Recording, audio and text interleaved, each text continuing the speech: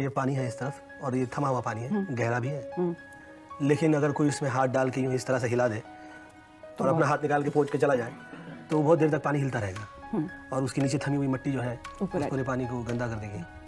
फिर उस मिट्टी को दबने के लिए बहुत समय लगेगा और वरना तो इतने लोग आपके जीवन में आके हाथ डाल देते हैं। एक गरीब इंसान अपनी गरीबी से बहुत परेशान था। अपनी गरीबी की वजह से वह अपने पत्नी व 2 बच्चों के परिवार को भी ठीक तरह से संभाल नहीं पा रहा था। उसके लिए अपने परिवार के लिए 2 टाइम का भोजन जुटा पाना भी मुश्किल हो रहा था।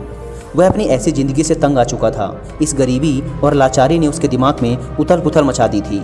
अपनी इस समस्याओं से बचने के लिए उसने घर छोड़कर भाग जाने का निर्णय लिया और एक रात वह चुपचाप अपना घर परिवार छोड़कर चला गया। उसे यह नहीं पता था कि उसे कहाँ जाना है, वह बस चलता जा रहा था। चलते चलते जब वह एक नदी के किनारे पहुँचा तो उसने देखा कि वहाँ महात्मा बुद्ध अपने शिष्यों के साथ डेरा डाले हुए हैं। यह देखकर उसने निर्णय लिया कि वह सन्यासी बन जाएगा और महात्मा बुद्ध का शिष्य बनकर उनके साथ ही विचरण करेगा। यह निर्णय लेकर वह महात्मा बुद्ध के डेरे में जाता है और उनके चरणों में गिरकर बुद्ध से यह विनती करता है कि वो उसे अपना शिष्य बनाकर अपने साथ रख लें।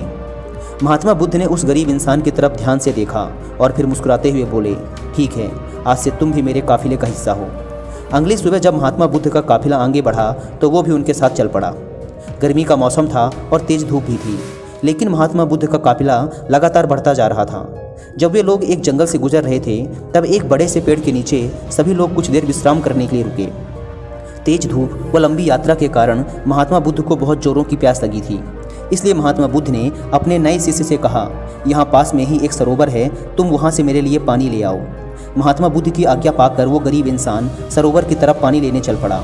जब वह सरोवर के पास पहुंचता है तो देखता है कि वहां कुछ जंगली जानवर सरोवर के पानी में उछल कूद मचा रहे हैं। उसके सरोवर के पास आते ही सारे जंगली जानवर उससे डरकर वहां से भाग गए। उसने देखा कि जानवरों की उछल कूद की वजह से तालाब के नीचे का कीचड़ व सड़े गले पत्ते ऊपर आ गए हैं और सारा पानी मटमैला व गंदा हो गया है।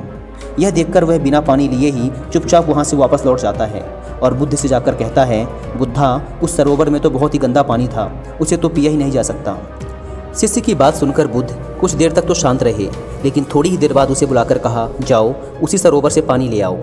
महात्मा बुद्ध का यह आदेश सुनकर वह शिष्य पानी लेने तो चल पड़ा, लेकिन अपने मन में यही सोचता जा रहा था कि महात्मा बुद्ध इतने गंदे पानी को पिएंगे कैसे। लेकिन जब वह सरोवर के पास पहुंचता है तो यह देखकर चकित रह जाता है कि सरोवर का पानी एकदम साफ और निर्मल हो चुका है। वीडियो को लाइक करके कमेंट में नमो बुद्धाय जरूर लिखें। वह सरोवर का पानी लेकर महात्मा बुद्ध के पास जाता है और उनसे पूछता है कि थोड़ी ही देर में सरोवर का पानी इतना साफ कैसे हो गया। तब भगवान बुद्ध ने उसे समझाते हुए कहा, जब जानवर पानी में उछल कूद मचा रहे थे तब सरोवर का कीचड़ ऊपर आया था, परंतु कुछ देर शांत रहने पर कीचड़ फिर से नीचे बैठ गया और सरोवर का पानी फिर से साफ व निर्मल हो गया। महात्मा बुद्ध की यह बात उस इंसान को समझ में आ गई और जब वह शांति से बैठकर अपने द्वारा लिए गए निर्णय के बारे में सोचता है तो उसे एहसास होता है कि उसने घर छोड़कर गलत किया था। उसकी अनुपस्थिति में उसकी पत्नी व दोनों छोटे छोटे बच्चों को और भी बड़ी समस्याओं का सामना करना पड़ेगा। उसे अपने पति व पिता होने का दायित्व निभाना ही पड़ेगा। इसीलिए वो महात्मा बुद्ध से आज्ञा लेकर अपने घर वापस चला जाता है।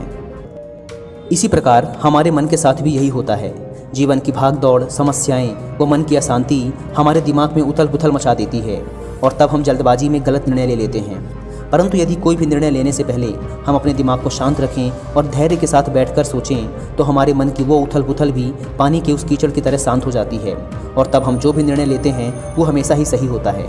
इसलिए बुरे समय में इंसान को कभी भी धीरज नहीं खोना चाहिए। इससे और भी वीडियोस देखने के लिए सब्सक्राइब कीजिए चैनल को और दबाइए बेल आइकन को।